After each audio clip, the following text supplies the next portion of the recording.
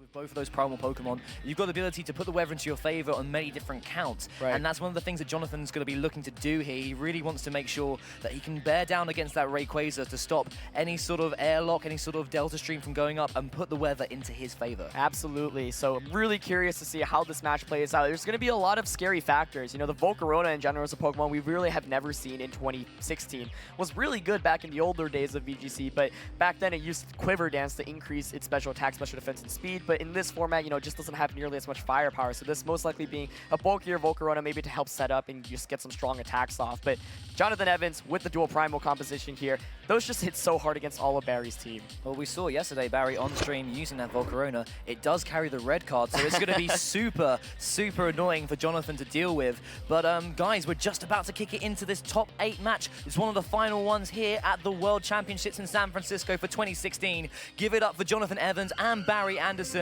We're going to have Talonflame and Gengar for Jonathan, and we're going to see Smeargle and Scrafty for Barry.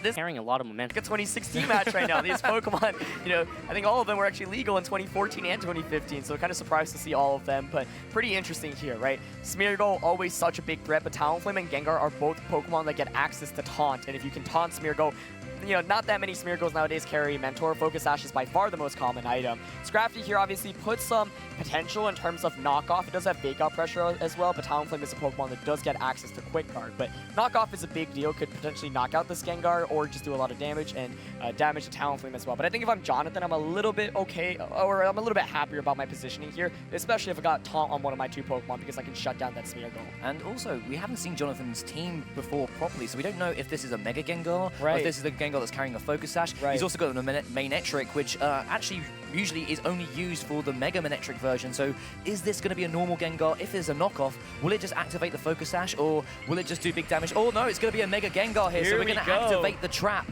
So we've got Shadow Trap on the field. It's now active. Scrafty and Smeargle are both locked in for Barry. We're going to see a Protect from Mega Gengar here for Jonathan Evans. And Scrafty's Fake Out onto the Talonflame here. So Talonflame's going to take a little bit of damage, but will not be able to act this turn. A critical hit there. And a Dark Void coming out from Smeargle, and avoids for Talonflame. So a little bit of damage onto Talonflame there, but Jonathan Evans got off quite lucky. I do want to point out that the Dark Void actually went before Talonflame's attack, and so that looks like it should be a Choice Scarf Smeargle. It is. We saw it on stream yesterday. Yeah, and here you go. So Choice Scarf Smeargle is actually a big deal because even if either of these Pokemon carry Taunt, I can still outspeed and just pick, or you know, put them to sleep. But of course, now both Scrafty and Smeargle are trapped in, and anytime you have a Smeargle with a Choice Scarf trapped in against a Mega Gengar, it can only use one move and it can't switch out, so you have to really rely on its partner. Scrafty right now, an okay partner, but it could potentially get burned here or take a lot of damage from either Talonflame or Gengar. So I'm still okay with that, especially because of the miss there. That definitely helps out Jonathan. You know,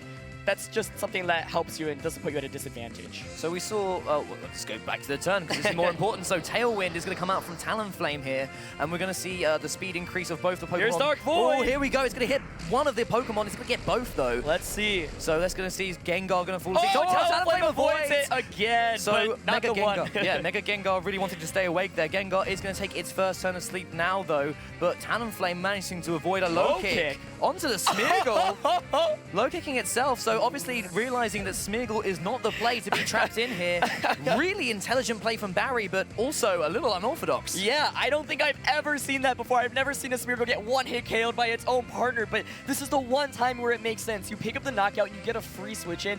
Because that Dark Void was able to connect on that Rayquaza, now you have so much more offensive presence. But Talonflame did get that Tailwind up. The Tailwind's a big deal because if Gengar is able to wake up, it will be able to just outspeed and do a lot of damage.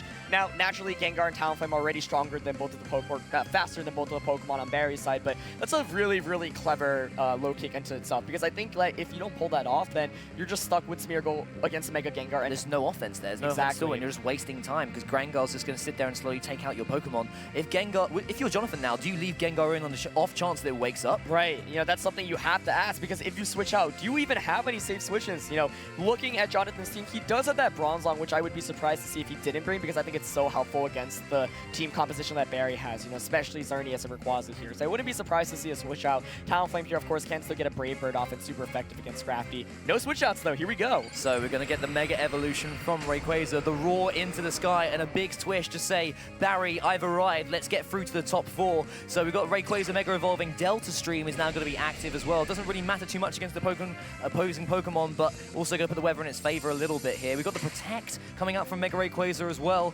Gengar does wake up. There we go. Sludge Bomb directly onto the Rayquaza, into the Protect. Will-O-Wisp. Whoa. So a double target directly onto that Rayquaza. Clutch Protect there. Big knockoff onto Talonflame and knocks off the Chesto Berry. So really good information for Barry. Yeah. What a turn. So at first I was like, you know, why protect the Rayquaza? Shouldn't you want to get as much damage off as possible? But that was perfect for Barry, actually. He gets so much out of that turn. He reveals the Chesto Berry as well, which is so important when it comes to that Scarf Smeargle. In terms of future games, of course, this is a best of 3, so much more can happen. But really, really nicely played by Barry. However, he still has the issue in that, you know, Tailwind is still up. Yeah, sure. The main thing, though, is that Rayquaza's Extreme Speed's priority is actually higher than Talonflame's Brave Bird, so you can actually just knock it out with an Extreme Speed right now. At most, Gengar can maybe get a Sludge Bomb off. That'll do a lot of damage, but Scrafty could potentially retaliate with a knockoff, and then that's 2 turns of Tailwind burned already, so they'll only have 1 more turn. All you have to do is protect Rayquaza, and Tailwind should expire. But, you know, Jonathan still has an arsenal of Pokemon in the back. We don't even know what they are yet. Let's see how this turn plays out. So we're going to actually see the Gengar switching out here, so the trap will be lifted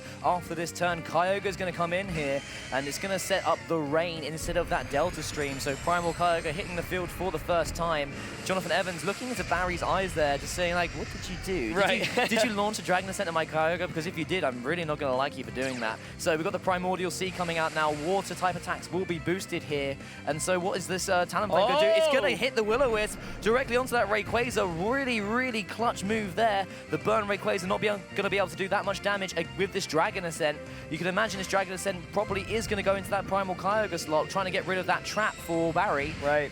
And it is going to go into that slot there. It's not going to do too much damage. That burn is really, really helpful. And yeah, I mean, Will-O-Wisp Talonflame, a bulky Talonflame, really interesting to see in general. Here's a knockoff, going to target down that Kyogre slot. So Barry making the read, and that almost would have worked out if Talonflame had gone for a Brave Bird. But Jonathan saying, okay, if you don't Extreme Speed my Talonflame right now, I'm just going to burn your Rayquaza. And that's so helpful because this Mega Rayquaza really, really does not like its attack decreased. Yeah, you just want to make sure if you've got your Mega Rayquaza out there that you want to preserve its its physical attack, because it just does so much damage. But Kyogre coming in there still taking a hefty amount, especially if it wants to use a Water Spout later on in this game. Yeah, it does take a lot of damage there. So, you know, Barry's not in the worst of positions, but still, this turn is a little bit interesting, right? Rayquaza could go for the Extreme Speed, but Tailwind's still up, so you can just Ice Beam the Rayquaza without the Air Current up from Mega Rayquaza. Ice Beam can just pick up a one-hit knockout. Kyogre is just a pretty big threat. We still, I don't think, have seen the item on that Scrafty. A lot of Scrafties like Assault Vest, but maybe this one not carrying one. But Jonathan has been playing this pretty well. That last turn, I think, was really nicely executed. Even though Kyogre took a lot of damage, I think he's still in a slightly better position.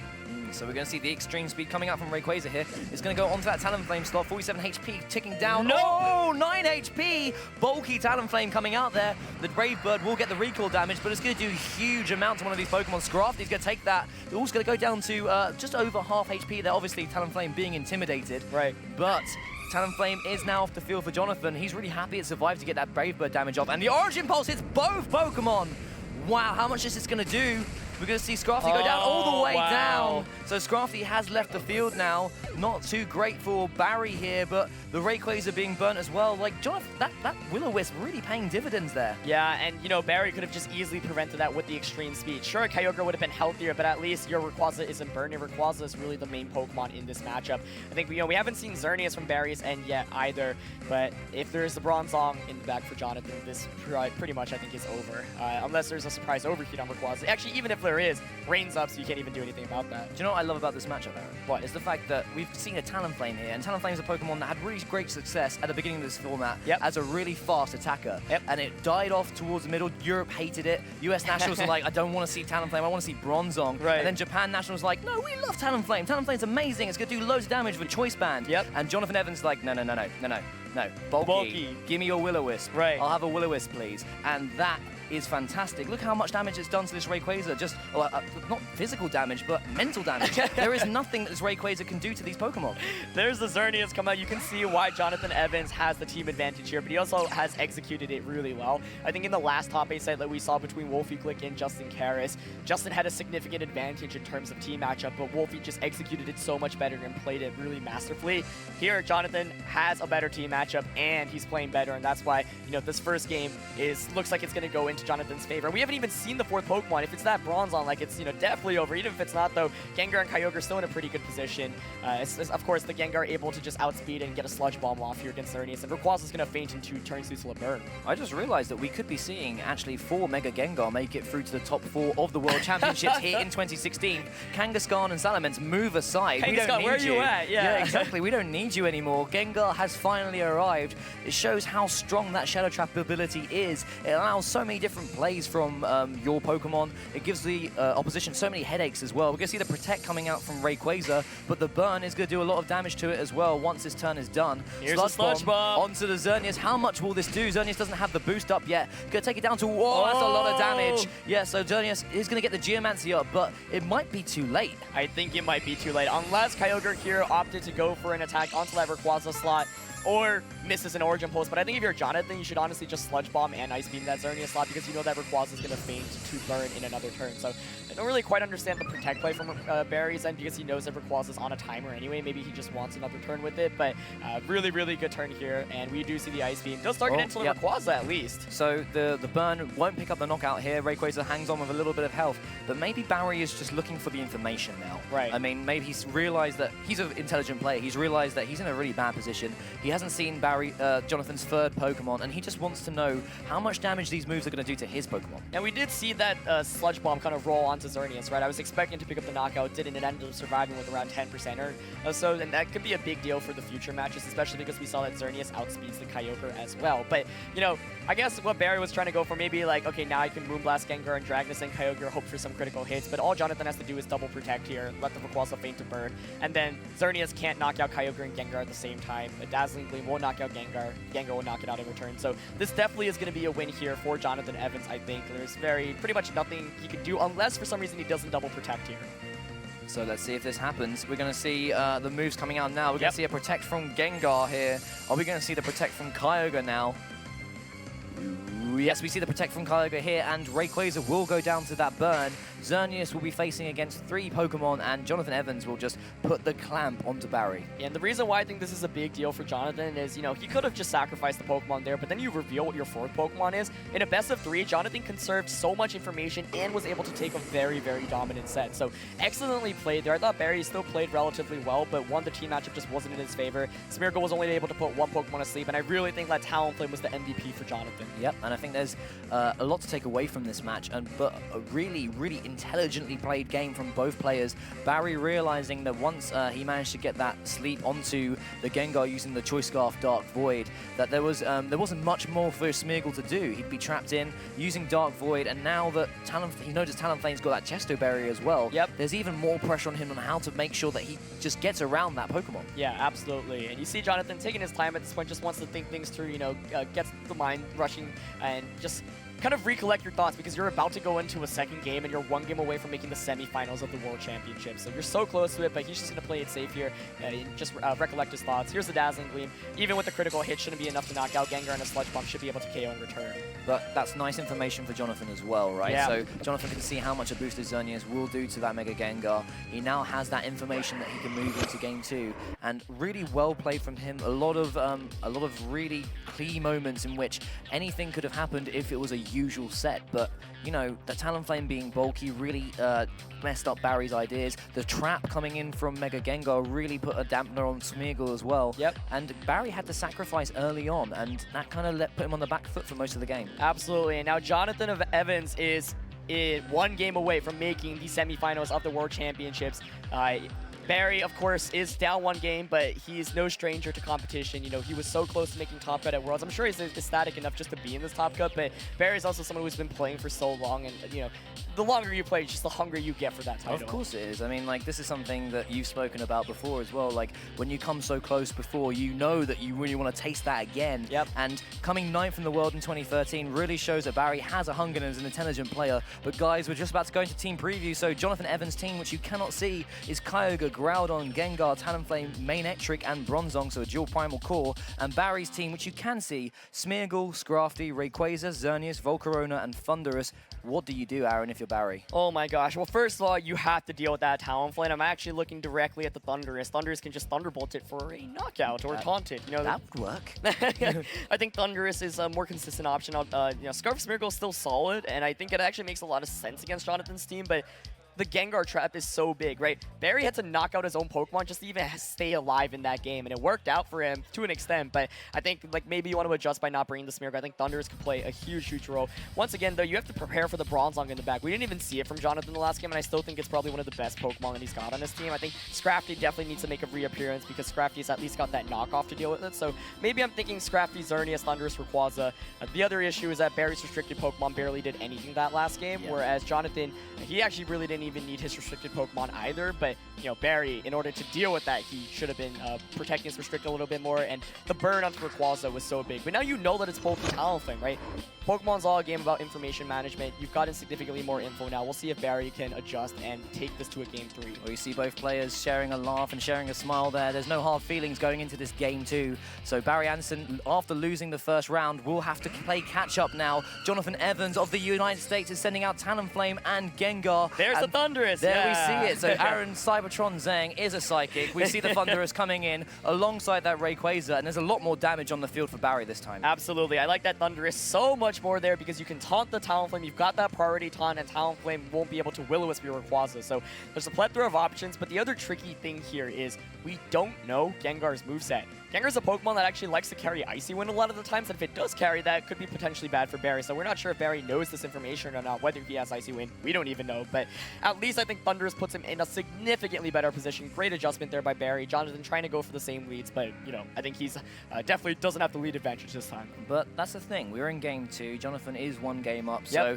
he feels comfortable with this lead. Maybe this is a lead he's been using most of today. Right. And he knows there's a lot of options in which he can deal with the Pokemon that Barry has. So even if he takes an early lead disadvantage, then maybe he can pull it back later on or take it to game 3. Yeah, and so we're actually going to see Talonflame swap out here. Groudon actually does come in. So we did see Kyogre the last game, Groudon this game. You got to wonder if Jonathan actually maybe just didn't bring Bronzong. He feels like dual primals is still the way to go. I don't need my Bronzong to deal with your Rayquaza or your Xerneas. But this is the beautiful thing about bringing 2 primal Pokemon is that you can just cater it to what you think is going to happen in that match. And obviously going for the primal Groudon here won't be able to take a Thunderbolt or a Thunder Wave because it's an immune Pokemon because of the ground typing. We see the Mega Evolution now coming out from Gengar. Gengar going to set up that trap once again. Groudon now going to be on the field. Thundurus and Rayquaza locked in as well. So Rayquaza is also going to be Mega Evolving here, and the Sunlight is going to go into the Delta Stream, which is going to take away some of the damage done by by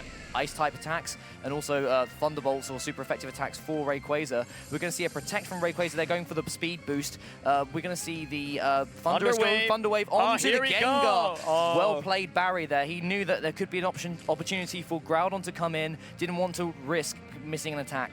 And Will-O-Wisp also from the Gengar, so dual Will-O-Wisp here from the Talonflame and the Gengar, but Barry plays that very nicely. Paralyzing Mega Gengar is a big deal because it does mean that this Mega Rayquaza now will be able to outspeed and potentially just one-hit knock it out with the Dragon Ascent.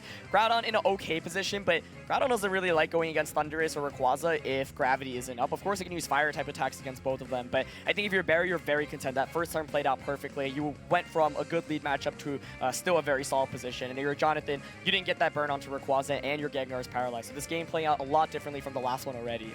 And this is the thing, guys. We're in the top 8 of the World Championships. It can go either way, and these sets have been incredibly exciting, incredibly intelligent, and we just don't know what's going to happen, and it's so exciting, Aaron. Oh my gosh, I cannot sit in my seat anymore. Here we go. There's going to be a taunt coming out from the Thunderous here onto that Gengar, so no more Will-O-Wisp going to be spread for it. We're going to see a Swords Dance from the Rayquaza, and this is going to be really, really important for later on in the match, but Jonathan's praying for something here. Eruption coming up from Groudon. How much damage will this do to these Pokemon? It's going to do over half to Thunderous, and it's going to do about a third of damage to Rayquaza, but you see the Citrus Berry now for Thunderous. Does Gengar attack through the paralysis, though? It's probably going to go for such a... It is paralyzed! No! Ooh, that is so bad for Jonathan. He really needed that. He needed to get some damage onto that Rayquaza or onto that Thunderous. He could have picked up a knockout there. Yeah, absolutely. It's still not, I guess, the end of the world, and the reason why I say that is because Rayquaza can only target one of 2 Pokemon at the time, right? So Dragon Ascent's most likely going to be a one-hit knockout after that Sword Dance on both Groudon and the Gengar, but who do you target? If you Dragon Ascent Groudon, then a Sludge Bomb in retaliation can knock out the Rayquaza, and conversely, if you Dragon Ascent the Gengar, Thunderous is a Pokemon that doesn't have any way to hit Groudon unless it's got a Hidden Power Ice or a Hidden Power Water. Yep. And even if you do, you barely do any damage. Exactly. With ice, at least. Water would knock it out. We have to figure out what Barry's running here. We see the Rayquaza protecting, so obviously he's got that boost up, doesn't want to take any additional damage or pick up a cheeky knockout here. So we see the Thunderbolt coming out from Thunderous. He's going to do some pretty good damage here, so a bit of a special attacking focused Thunderous here. And Gengar is paralyzed once again, so Thunderous sticking around for longer than it should. Yeah, my best bet there, though, is like Jonathan was hoping Rayquaza was going to attack, and he doubled up into Rayquaza with Fire Punch and Sludge Bomb. It's a really great play by Barry. I think Barry's consistently been making the better plays this game, and he's made such a smart adjustment. Now this is so good for Barry, because all he has to do is Dragon Ascent Groudon and Thunderbolt that Gengar. So this is a real turnaround in positioning between Jonathan Evans and Barry Anderson. Jonathan winning the first round of this best of 3.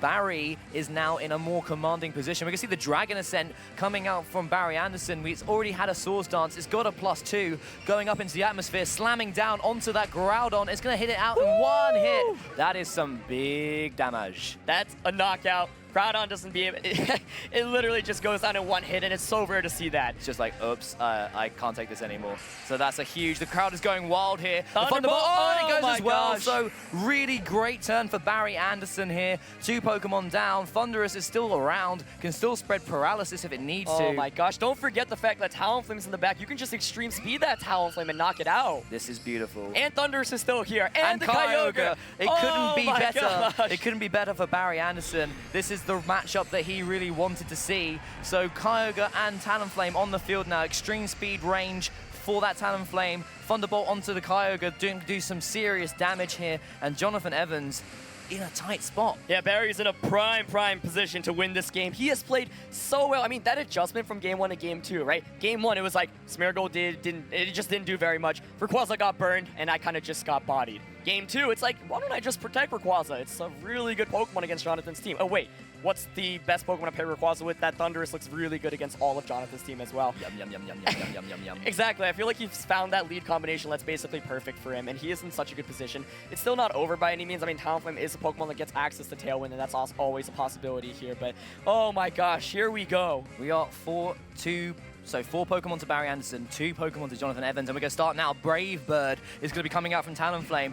Jonathan Evans is hoping this is going to do some big damage. How much will this do? Rayquaza, it's so close! What a survival for Barry Anderson. Dragon Ascent is going to come out now. Is this going to one-hit knock out the Primal Kyogre as well? We're going to have to see how bulky this Kyogre is going to be. It's going to slam down. Is it a one-hit knockout? Yes, it is! Amazing! So, hey, Primal Pokemon. Hey, I heard you got a lot of bulk. Not anymore, guys. Not anymore.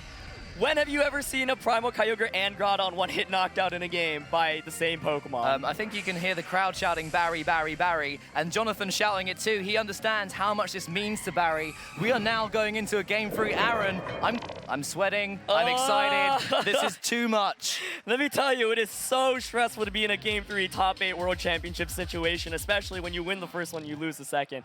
Doesn't get any more stressful than that. Bad memories, man, or? Top 8, was fine. I came close, but let me tell you, this is such a fun set, right? Because Game 1, Jonathan was like, nope, I'm just going to kind of sweep through you. Game 2, Barry was like, I've got you figured out. I've got the Thunders. I've got the Rayquaza.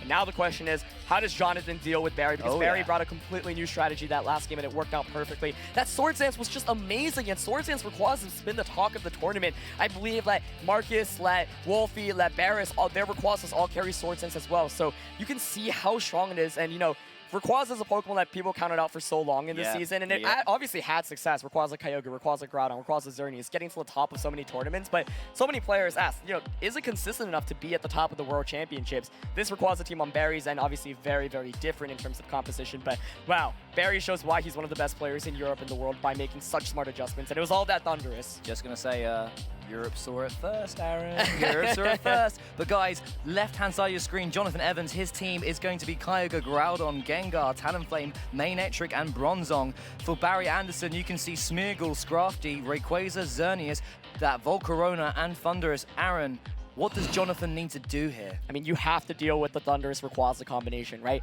I think Barry found finally a duo that's so consistent regardless of what Jonathan can bring. So I'm kind of looking at Jonathan's team. First of all, you definitely don't want to lead a Talonflame into that. That just doesn't make very much sense. I think in Bronzong can actually make some sense because it does at least get some damage off with Gyro Ball, but you also have to be really afraid of the potential taunt from Thunderous and of course the Swords Dance is Rayquaza. That one Swords Dance boost means so much.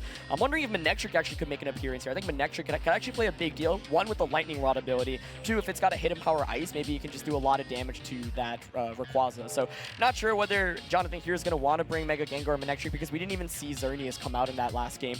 And you always have to be scared of Xerneas, but I do think that Bronzong is a good Pokemon for Jonathan to potentially deal with. Okay, guys, here we go. The handshake. Here we go. The nerves are starting. I don't know how those guys aren't shaking. I'm shaking back here, but we are in Game 3, top 8 of the World Championships here in San Francisco. It's going to be Jonathan Evans against Barry Anderson, one game apiece. Here's and the same leads, Thunderous and Rayquaza, Gengar and Groudon for Jonathan Evans. So he swapped that Talonflame in for the Groudon this time, but how does he deal with the Thunderous? Right, so this is a little bit better, I would say, at least, because at least Gengar and Groudon both have a large amount of offensive pressure, right? What I mean is, Talonflame last game was forced to switch out, so Barry was able to capitalize on that first turn and get a free Thunder Wave. This time, it's not as easy. If you want to paralyze the Gengar or taunt it to prevent a Will-O-Wisp, you're going to have to take a lot of damage, and we saw Jonathan, you know, he got a little bit unlucky that last game. He wasn't able to get the Sludge Bomb off. I think this is a smart adjustment from him because Groudon and Gengar both do so much damage with Eruption, with Sludge Bomb, etc. So huge, huge, huge position here for Jonathan. I think this is a much better adjustment, and I think it's the right one. The only question is, does Barry, is he able to kind of outmaneuver it? Does he go for a taunt onto the Gengar? Is he going to allow Rayquaza to get burned because we did see Gengar carries Will-O-Wisp? I am so excited to see what these players are going to do. Both have shown how intelligent they can be and how strategic they can think about this matchup. Obviously, Mega Gengar being in here, Barry's got to wonder if he wants to leave these Pokemon in to be trapped by that Shadow Tag. Yep. Groudon is in a good position here. I mean, Rayquaza, if it Mega Evolves, it will lose that Delta Stream because of the Desolate Land being set up. But Gengar's just going to leave here. Doesn't want to be involved. And there's the Bronzong for the first time. I think that's a right Pokemon to bring, especially against both of these Pokemon. The Trap, however, is gone now.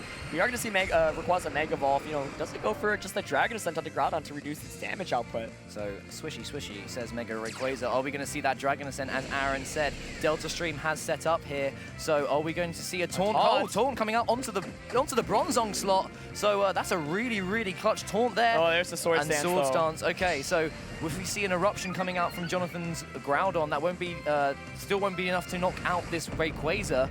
Thunderous is going to survive it as well. So going under just, in the red there, and he's going to activate the Citrus Berry. It's a critical hit, so a little bit more than last time. But with that Swords Dance up, Barry is in a nice position. Yeah, I mean, once again, Dragon Ascent can just one-hit knock out that Groudon. But, you know, one of the main things you have to consider is that I think Bronzong is also a great Pokemon to bring into this matchup as opposed to the Talonflame. Reason being, Rayquaza doesn't have a way to hit Bronzong other than Dragon Ascent at extreme speed, and Bronzong obviously resists both of those attacks. So unlike the other game where Rayquaza was able to get a boost and just hit for neutral damage after getting that boost and knock out everything, at least Bronzong now resists its attacks, and it can actually threaten with Gyro Ball. If Rayquaza knocks out Groudon or anything with the Dragon Ascent, then a Gyro Ball after the Rayquaza loses its defenses could actually potentially pick up a knockout. So a lot of really interesting and intricate maneuvers that these players can make, guys. Barry Anderson, with the Swords Dance on his Rayquaza, he's not one who's shy to get some boosts up. In his 2015 team, he had a Swords Dance Scissor, Mega Scissor in fact. On his 2014, he had a Dragon Dance Mega Tyranitar as well. He loves getting boosts up. Thunderous is going to lead the field though, Smeargle coming back in. So another adjustment from Barry Anderson. The Protect onto the Rayquaza, again, really making sure that the Rayquaza is protected here. Oh, Eruption here's just an Eruption onto though. the Smeargle. It's going to do big damage. Can it knock it out? Let's see. It's going to... Oh! but no, it doesn't survive here. So Barry unable to get that Dark Void off. Gyro Ball going into the Protect, but that was a good knockout for Jonathan. I really think if Barry had Scrafty, he needed to switch it there, because if you have Scrafty, you can Dragon Ascent, knock out Groudon, the Intimidate happens against Bronzong, and now Gyro Ball can't knock you out in return.